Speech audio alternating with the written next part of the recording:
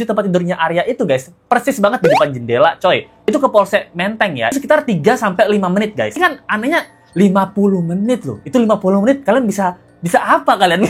Bisa banyak hal 50 menit. Bisa satu hitam, yang satu kayak keblur gitu ya. Pintu di sini guys. Ini celingak-celinguk depan kamar mandi. Saya pribadi berpendapat, saya yakin dia itu korban pembunuhan. Breaking news guys, ternyata penjaga kos baru lapor polisi 1 jam setelah nemuin Pak Arya Daru. Ngapain sejam? Ini walaupun sedikit, tapi sedikit, lama-lama jadi bukit nih guys. Nah, salah satu kejanggalan kita, memang dari kemarin kan penjaga kos dan penjaga kos ya, yang kita curigai dia banyak tahu. Bukan pelaku, tapi banyak tahu. Dan ternyata guys, kalian tahu nggak bahwa dia baru ngelapor polisi, itu butuh 1 jam guys. Padahal jarak dari kosannya Arya ke kantor polisi itu cuma 5 menit. Ngapain kalian 1 jam ini coy? Jadi update-nya sekarang adalah beberapa kejanggalan lagi ya. Dari kantong klesek, abis itu dari posisi tempat tidurnya Arya. Ternyata posisi tempat tidurnya Arya itu guys, persis banget di depan jendela coy. Terus ngapain penjaga kos Pak Daru gitu. Kan di depannya udah kelihatan. Nah, jadi beberapa hal yang menjanggal Let's Go ya. Di sini Let's Go baru tahu ya, atau mungkin kalian udah tahu, baru tahu ternyata ada jeda waktu 50 menit di mana penjaga kos Pak Siswanto ini baru ngelapor setelah dia menemukan Pak Arya gitu. Dalam kondisi terlilit lakban. Ini menurut Let's Go pribadi aneh ya, menurut Let's Go pribadi ya. Jadi kita lihat aja dulu ya. Pada pagi hari sekira pukul 08.30, seorang penjaga kos atas nama Siswanto itu melaporkan warga kosnya tergeletak di kamar kosnya dengan terbungkus plastik dan dililit lakban. Kemudian melaporkan ke Polsek Menteng. Lanjut kami dari tim Polsek Menteng langsung mendatangi TKP dan olah TKP Mas Tifal. Demikian. Nah itu dia guys, jadi Pak Siswanto ini baru datang di jam 8.30 guys. Karena kalau kita lihat ya dari CCTV terakhir ya, nah di CCTV ini ya, dimana kan dia udah selesai nih ngecek keadaannya Pak Arya ya. Nah terus dia kasih HP-nya lah nih ke bapak-bapak yang kacamata tadi yang mau pakai kardigan gitu loh. Itu sekitar jam 7:40. Nah jadi kan mungkin sekitar ini 50 menit ya. Dan padahal, Let's Go udah cari ya, kondisinya ya, itu dari Gondania International Guest House itu ya, jalurnya kosnya Pak Arya, itu ke Polsek Menteng ya, itu kalau naik mobil atau motor, itu sekitar 3-5 menit guys. Nah ya, cuma sekilo lah. Nah ini kan anehnya 50 menit loh. Itu 50 menit kalian bisa apa kalian? Bisa banyak hal 50 menit. Bisa beres-beres dulu, bisa masak dulu kan gitu. Bisa ke pasar dulu gitu. Aku mau ngelapor polisi, ke pasar dulu beli gorengan gitu. Bisa 50 menit coy gitu. Jadi kita nggak tahu ya, karena CCTV sampai sekarang nggak ada kelanjutannya. 50 menit apa yang dilakukan di kamar Pak Arya atau temennya ini, kita belum tahu juga. Dan kalaupun telepon, ya menurut Let's Go sih, mungkin dia butuh waktu 10 menit lah untuk telepon dari jam 7:40 ya. Kan dia panik nih, kita telepon kantor polisi ya. Tapi kan Let's Go aja nggak tahu nomor telepon kantor polisi ya. Mungkin dia nggak tahu juga, tapi dia orang sana pasti kan dia ngeh ya. Wah nggak diangkat nih telepon sama kantor polisi gitu. Yaudah kita langsung ke kantornya aja deh. Yang di sini deket nih gitu, sekilo doang. Naik motor 3 menit sampai 3-5 menit guys, cuman sekilo doang. Itu nyampe guys. Terus berarti kan ya total dia butuh 20 menit lah. Terus sisa 30 menit ini ngapain? Dia apa beli gorengan dulu apa gimana? Ini pertanyaan besar Let's Go ya. Kita ke kantor polisi sekarang yuk gitu. Tapi beli nasi kuning dulu di depan, habis sarapan baru kita ke kantor polisi ya. Apa gimana? Ini janggal nih, super janggal sih menurut Let's Go ya. Entah apakah Pak polisi ini yang bohong. Karena dia bilang 8.30 ya baru ada Siswanto, seorang penjaga kos atas nama Siswanto itu melaporkan tergeletaknya di kamar kosnya dengan lilit lakban gitu. Itu keanehan sih 50 menit gitu. Ada teman-teman yang curiga, 50 menit? Ngapain tuh penjaga kos? Bukannya panik lapor polisi malah sibuk ngerekam. Buat apa? Buat tameng ya, Pak? Bahwa Anda berdua bukan pelakunya. Nah, ini juga kecurigaan netizen ya. Kita nggak nuduh kalian pelakunya, kita rasa janggal aja sih gitu. Jadi itu kejanggalan yang pertama, guys. Nah, terus menurut Let's Go juga dapat ini ya, dari TV One. Nah, kalian lihat ini kan. Ini dugaannya adalah foto kamar Pak Arya Daru. Dan ini ada jendela yang dicongkel itu kan. Nah, berarti kan kamarnya ini langsung depan-depanan ya. Dan Let's Go udah dapat fotonya guys. Ini kan yang kita duga ya. Nah kalau kalian lihat ya di sini ya. Ini Let's Go dapat dari situs Agoda ya. Nah, ini bener kamarnya Pak Daru kan, ini mungkin masih baru ya, mungkin berapa tahun lalu gitu. Nah, kalau kalian lihat ini dari luar, posisi kamarnya ini berarti langsung hadap-hadapan kasur sama jendela, guys, gitu. Berarti aneh banget kalau pas dia nggak langsung nyibak korden ya, dia malah manggil Pak Daru, Pak Daru, Pak Daru. Itu aneh banget sih menurut Let's Go. Ini fotonya ya, terus abis itu, nah kalau kalian lihat ya, ini dugaan Let's Go adalah kamarnya Pak Arya ya. Nah, kalau kalian lihat jendelanya ini kan yang satu hitam, yang satu kayak keblur gitu ya. Nah, berarti kan di kamarnya Pak Arya ini kalau dari jendela yang biasa langsung tempat tidur, nah berarti dugaan Let's Go yang ini ya. Nah, ini dugaan Let's Go, berarti ada pintu di sini, guys. Apakah pintu ini adalah kamar mandi? Nah, ini pertanyaan Let's Go ya. Apakah pintu ini adalah kamar mandi? Nah, kalau pertanyaan Let's Go, kalau memang Let's Go benar ini adalah pintu kamar mandi ya, dia beda sendiri kan dia kacanya. Ngapain Bapak ini celingak-celinguk depan kamar mandi? Ini kan aneh banget ya. Jangan apa dia sembunyi di kamar mandi? Nah, ini pertanyaan Let's Go pelakunya ya. Tapi kalau Let's Go lihat di sini ya, Let's Go coba cari di dalam. Nah, kalau ini bukan kamar mandi, ini adalah lemari, guys. Nah, kalau dari video yang ini, Let's Go screenshot. Nah, ini lemari gitu. Bapak ini celingak-celinguk lihat kamarnya Pak Arya, celingak-celinguk di depannya juga ada lemari, nggak kelihatan juga, guys. Nah, berarti yang paling bener kalau celingak-celinguk itu bukan di jendela ini, guys. Tapi celingak-celinguknya harusnya di depan jendela yang dirusak di grendel itu, yang diganjil korden. Itu yang paling bener di celingak-celinguk.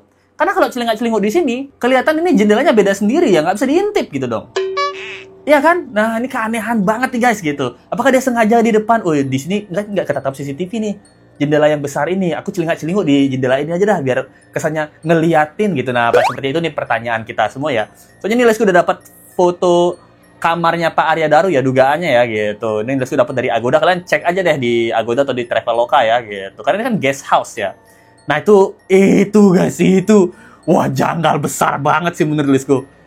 Terus kita nggak dapat video CCTV Arya waktu baru pulang dari Grand Indonesia ya. Kan kabarnya kan dia habis belanja di Grand Indonesia gitu. Kalau kita punya CCTV dia habis pulang dari Grand Indonesia, otomatis harusnya dia bawa belanjaan dong gitu. Karena dia belanja kan. Nah, belanjaan apa aja yang dia bawa ini? Soalnya yang kita lihat ya, dia cuma pas buang sampah aja diliatin, guys.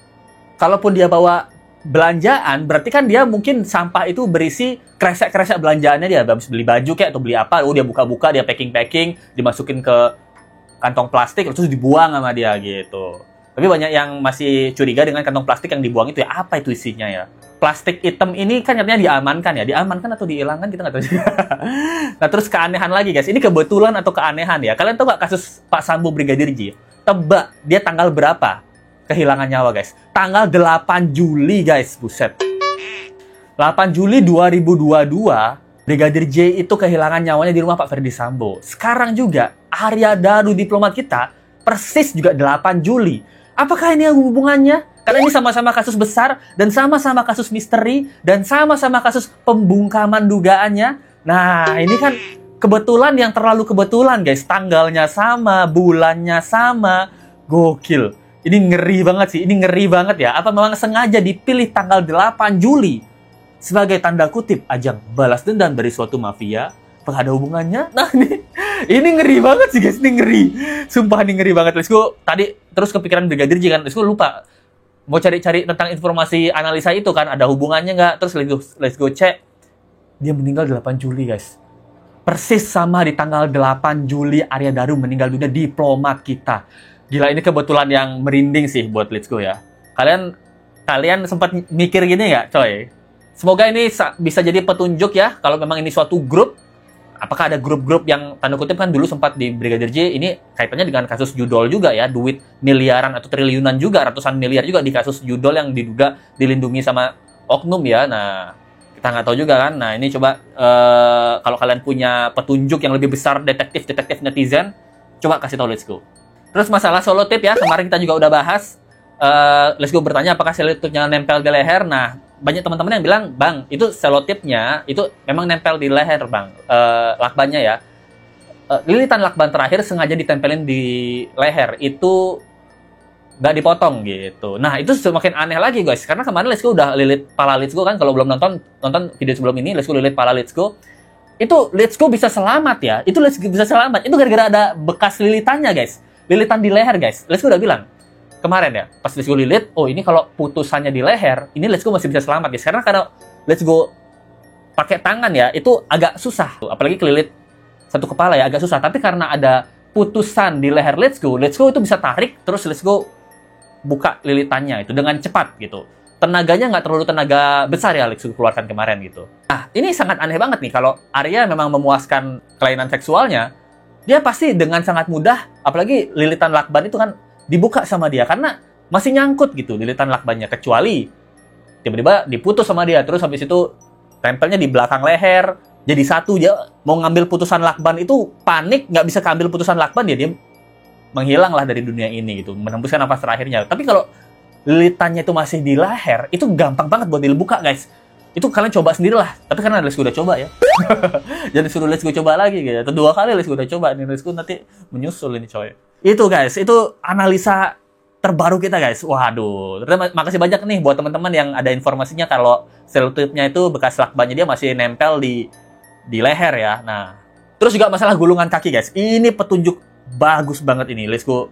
Dimana baju atau celana Pak Arya Daru waktu ditemukan itu dalam tergulung guys, celana panjangnya. Nah, ini menandakan bahwa Pak Arya ini mau mandi gitu loh. Nah, jadi dia mau mandi atau bersiap-siap lagi mandi, makanya digulung celananya, atau dia mau sholat, atau dia mau mandi gitu. Dia tidak menyelesaikan mandinya, ya. Malah tanda kutip, ya kalau dugaannya dia ada kelainan, dia mau colai dulu. Nah kan itu aneh banget ya gitu. Ya mungkin pada saat dia mau mandi, di sanalah disergap, sudah ada pelaku yang memang ngumpet di kamar mandi, kita nggak tahu juga ya. Yang jelas keanehannya di mana baju korban dan celana korban ini masih sama, cuman kakinya tergulung, yaitu menandakan mungkin dia lagi siap-siap mau mandi atau cuci kaki dulu ya. Kalau dia nggak mau bobo, dia cuci kaki. Tapi kalau cowok ya, kayaknya nggak mungkin dia mau cuci kaki bobo, gulung celana. Lebih gampang lepas celana sih gitu, karena tinggal sendiri kan. Kita lepas celana pakai celana dalam doang, cuci kaki gitu. Let's Go kayak gitu juga gitu soalnya. Ini keanehan yang wow gitu loh. Ini bisa kita duga bahwa dia memang lagi mau cuci kaki atau ke kamar mandi. Dan di sanalah disergap gitu. Kalaupun ada pelakunya ya, di sanalah tempat yang bisa pelaku sergap. Kalau diracun, kita nggak tahu diracunnya seperti apa, dalam waktu berapa lama racun itu bekerja, apakah dalam makanan yang dia beli. Masalahnya dia masih sempat buat buang sampah. Berarti kalau memang ini menggunakan racun, pelakunya itu terlalu profesional sih menurut Let's Go ya. Sampai dia bisa estimasi waktu kapan racun itu bekerja gitu. Entah itu racun atau obat bius, menurut Let's Go terlalu profesional sih gitu. Tapi nggak tahu juga sih, karena yang bisa kita terima informasinya kan tidak ada satu sidik jari pun ya, kecuali sidik jari Pak Arya. Nah, kita duga juga ini 50 menit Pak penjaga kos ngelapor polisi, lap-lap dulu sidik jari. Bisa-bisa kan? Bisa aja sih, bisa aja gitu. Maksudnya dia mungkin bisa lap-lap sidik jarinya dia tadi megang jendela, tadi megang pintu gitu. Ya kan bisa aja kan gitu. Saya pribadi berpendapat, saya yakin dia itu korban pembunuhan. Gak mungkin ada orang melakban dia sendiri sampai mati. Karena apa? Pada saat dia orang itu kan adalah pada saat dia mengalami krisis, dia nggak bisa nolong dirinya lagi. Kan ibaratnya tali, begitu talinya dilepas kan udah dicekkan, dia nggak bisa nolong dirinya lagi. Dia kan meronta-ronta, dia kan orang bunuh dia kan pasti meronta-ronta kan. Kalau udah pakai tali, kalau pakai lakban, ya pasti dia akhirnya buka gitu kan. Kalau orang mau bunuh diri, nggak ada orang beres-beres kamar sampai buang sampah sebelum dia bunuh diri. Kan dia buang sampah kan 1-2 jam sebelum dia bunuh. Orang kalau mau bunuh dia pasti lepas stres di kamar kan, iya kan? Ya. Nah itu dia guys, jadi dia bilang nggak mungkin dah Pak Arya ini ngelakuin untuk dirinya sendiri ya, karena kalau orang mau menghabisi dirinya sendiri ya, dia kan untuk masa dia buang sampah, masa dia beres-beres gitu, karena dia kan harusnya stres ya. Apa yang sih bikin Pak Arya stres sampai mau bun-bun gitu kan? Nggak ada gitu. Bahkan dia ingin memulai kehidupan baru di Finlandia, salah satu kota ya maju ya, negara maju ya gitu kan. Indah banget di Finlandia gitu. Dia bisa memulai kehidupan baru di sana ya gitu.